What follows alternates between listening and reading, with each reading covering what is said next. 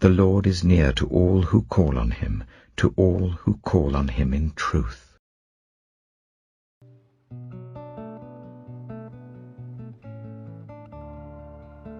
Ezra chapter 4. When the enemies of Judah and Benjamin heard that the exiles were building a temple for the Lord, the God of Israel, they came to Zerubbabel and to the heads of the families and said, "Let us help you build, because, like you, we seek your God, and have been sacrificing to him since the time of Esarhaddon, king of Assyria, who brought us here." But Zerubbabel, Joshua, and the rest of the heads of the families of Israel answered, "You have no part with us in building a temple to our God. We alone will build it for the Lord, the God of Israel, as King Cyrus the king of Persia commanded us." Then the peoples around them set out to discourage the people of Judah and make them afraid to go on building. They bribed officials to work against them and frustrate their plans during the entire reign of Cyrus king of Persia and down to the reign of Darius king of Persia. At the beginning of the reign of Xerxes, they lodged an accusation against the people of Judah and Jerusalem. And in the days of Artaxerxes king of Persia, Bishlam, Mithredath, Tabiel, and the rest of his associates wrote a letter to Artaxerxes. The letter was written in Aramaic script and in the Aramaic language. Rehum, the commanding officer, and Shimshai, the secretary, wrote a letter against Jerusalem to Artaxerxes the king as follows. Rehum, the commanding officer, and Shimshai, the secretary, together with the rest of their associates, the judges, officials, and administrators over the people from Persia, Uruk, and Babylon, the Elamites of Susa, and the other people whom the great and honorable Ashurbanipal deported and settled in the city of Samaria and elsewhere in Trans-Euphrates. This is a copy of the letter they sent him. To King Artaxerxes, from your servants, the men of Trans-Euphrates. The king should know that the people who came up to us from you have gone to Jerusalem and are rebuilding that rebellious and wicked city. They are restoring the walls and repairing the foundations. Furthermore, the king should know that if this city is built and its walls are restored, no more taxes, tribute or duty will be paid, and eventually the royal revenues will suffer. Now, since we are under obligation to the palace, and it is not proper for us to see the king dishonored, we are sending this message to inform the king, so that a search may be made in the archives of your predecessors. In these records, you will find that this city is a rebellious city, troublesome to kings and provinces, a place with a long history of sedition. That is why this city was destroyed. We inform the king that if this city is built and its walls are restored, you will be left with nothing in Trans-Euphrates. The king sent this reply.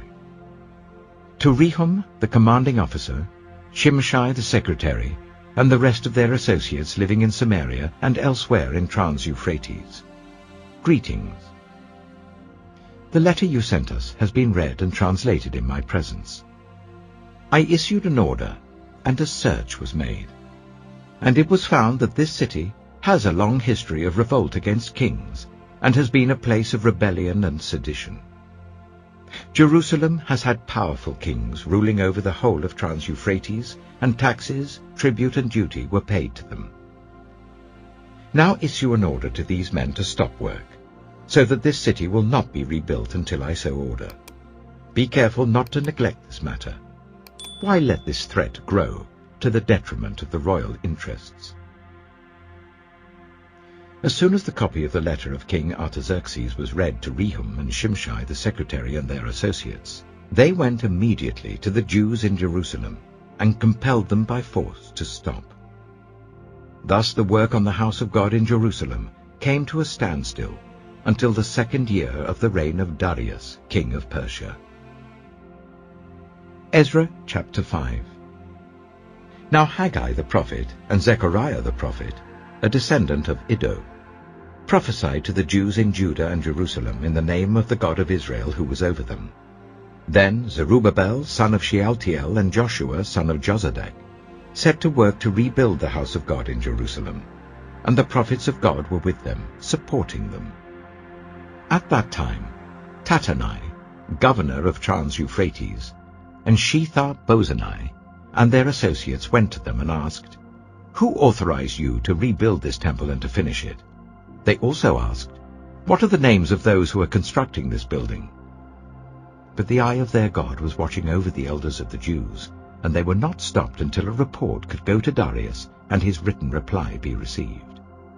This is a copy of the letter that Tattenai, governor of Trans-Euphrates, and Shethar-Bozenai and their associates, the officials of Trans-Euphrates, sent to King Darius. The report they sent him read as follows. To King Darius, cordial greetings. The king should know that we went to the district of Judah to the temple of the great God. The people are building it with large stones and placing the timbers in the walls. The work is being carried on with diligence and is making rapid progress under their direction. We questioned the elders and asked them, "Who authorized you to rebuild this temple and to finish it?" We also asked them their names, so that we could write down the names of their leaders for your information. This is the answer they gave us. We are the servants of the God of heaven and earth, and we are rebuilding the temple that was built many years ago, one that a great king of Israel built and finished. But because our ancestors angered the God of heaven, he gave them into the hands of Nebuchadnezzar, the Chaldean king of Babylon, who destroyed this temple and deported the people to Babylon. However, in the first year of Cyrus, king of Babylon, King Cyrus issued a decree to rebuild this house of God.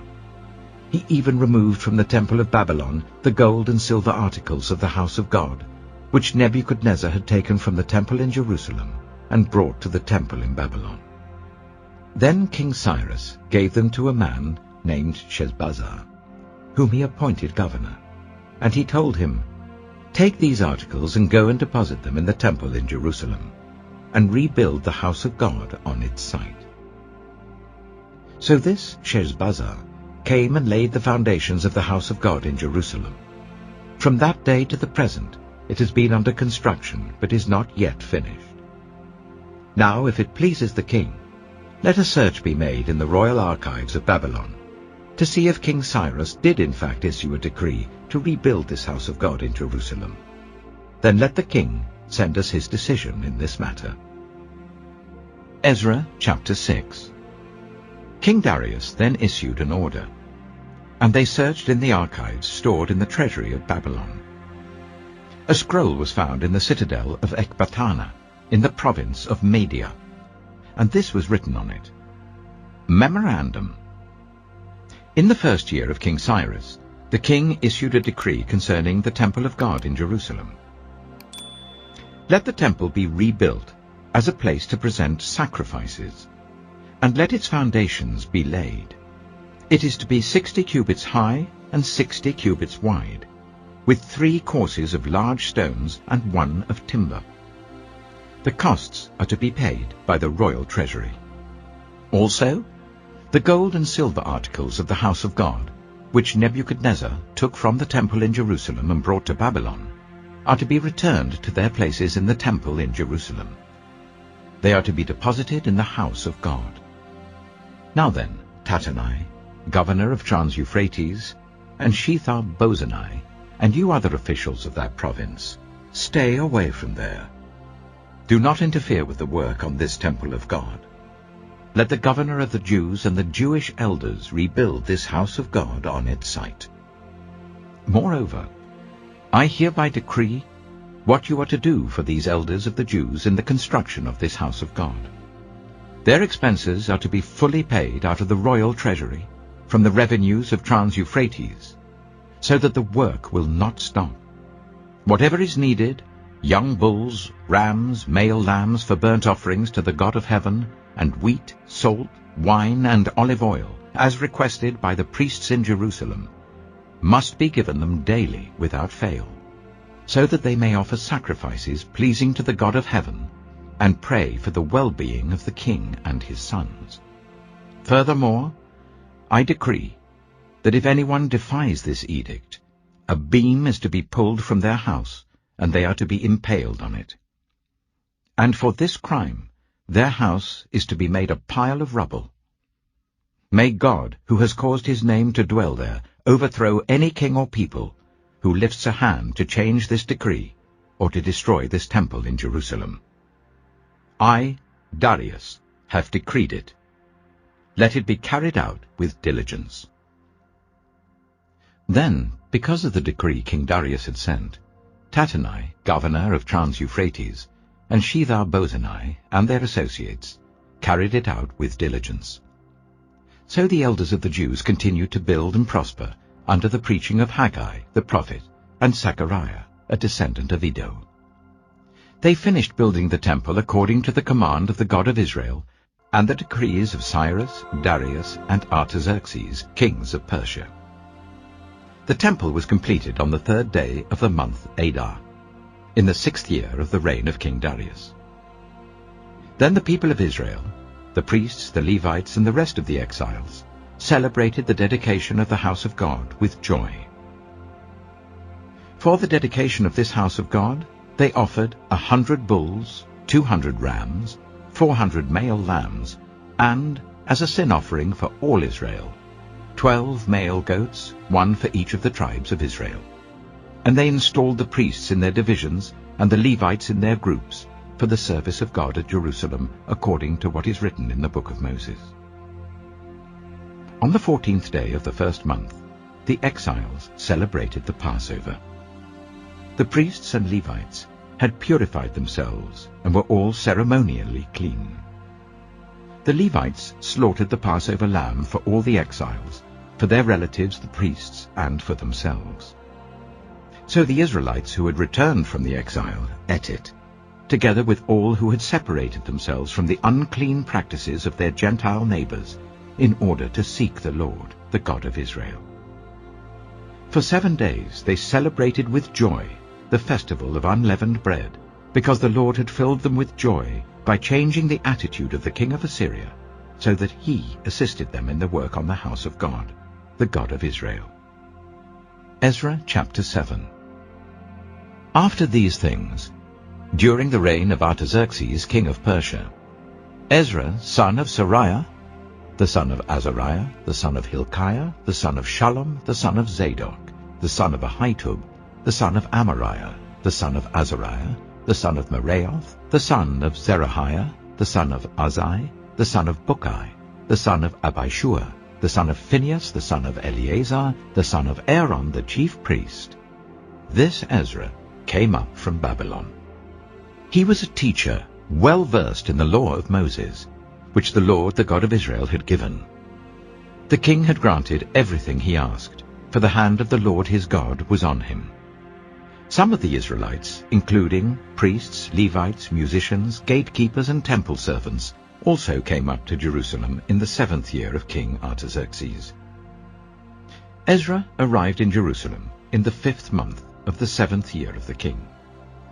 He had begun his journey from Babylon on the 1st day of the 1st month, and he arrived in Jerusalem on the 1st day of the 5th month, for the gracious hand of his God was on him.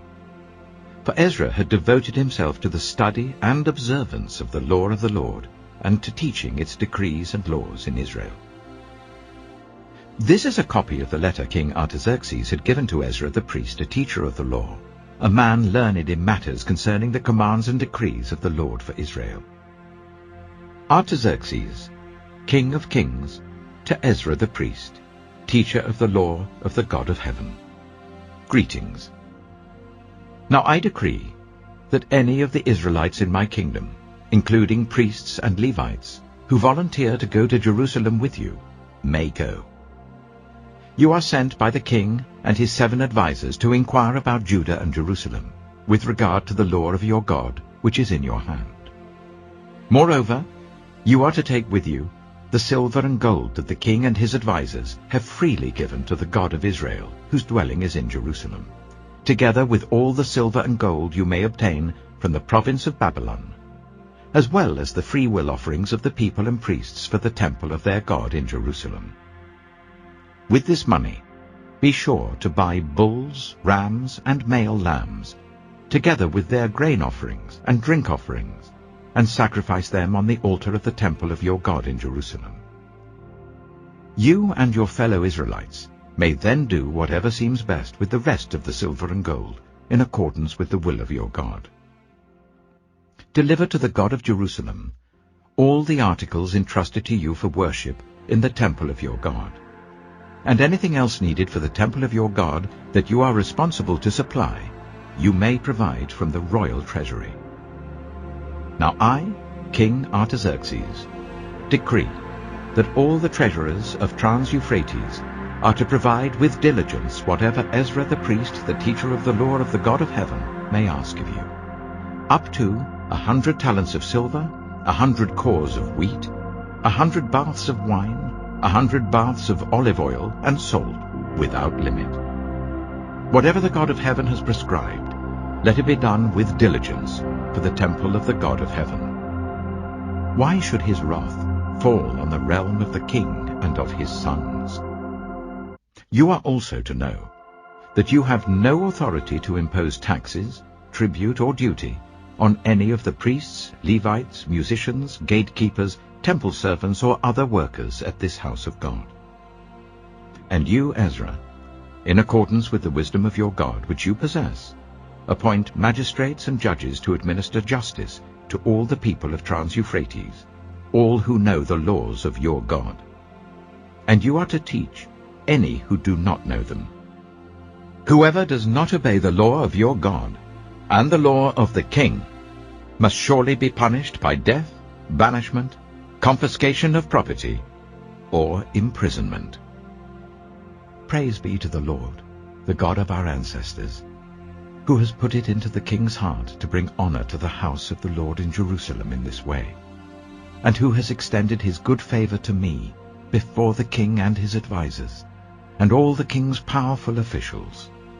Because the hand of the Lord my God was on me, I took courage and gathered leaders from Israel to go up with me. Finally, brothers and sisters, whatever is true, whatever is noble, whatever is right, whatever is pure, whatever is lovely, whatever is admirable, if anything is excellent or praiseworthy, think about such things. Whatever you have learned, or received, or heard from me, or seen in me, put it into practice, and the God of peace will be with you. The grace of the Lord Jesus Christ be with your spirit. Amen.